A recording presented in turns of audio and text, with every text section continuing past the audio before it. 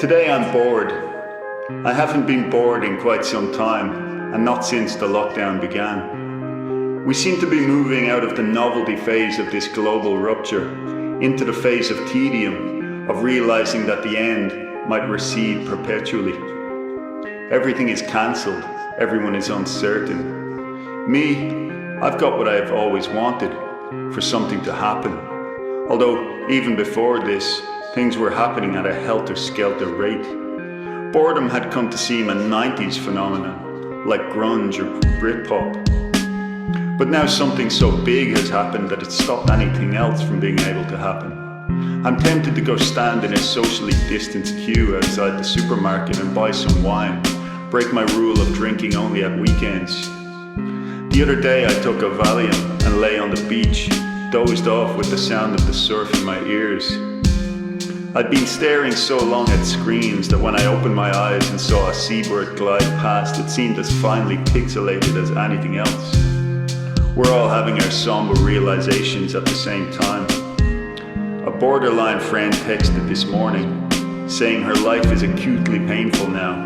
She doesn't feel much motivation to go on, that there's no life left. At the weekend, I video chatted with a friend in Dublin. He was alone in his flat, sniffing cocaine and drinking. He mentioned his mother and told me with mirthful sincerity that it would have been better if she'd never given birth to him. Better for her, for him, for the world. His admission provoked a fit of hysterical laughter such as I haven't experienced in years. Uncontrollable laughter that made tears pour down my cheeks and my stomach cramp. X-ray flashes of distress amidst the hilarity.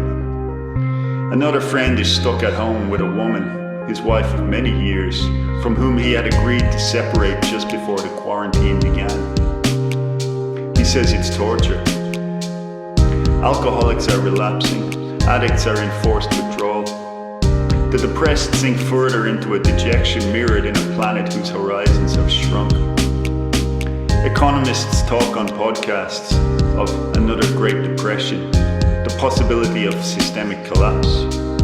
True, the culture's bullshit is being swept away, for a while at least, exposed as stupid and fraudulent, but everything else is swept away too, and the victory is hollow. Celebrities post videos in unflattering light, from their beds or their bathtubs, with panic in their eyes, as if they expect to be slung up on hooks when civic order crumbles. The Queen of England appears on television to tell her subjects, "We'll meet again." The most famous man on earth suggests we inject bleach and heal ourselves with light. One of those astounding, generation-defining moments that seem now to happen every month or so. The friend who texted of her despair tells me, "It's as if the wind changed and we all got frozen as we were before this happened, and now we're stuck with ourselves." Meanwhile, I'm running out of books. In a pile in a drawer I found one I hadn't read.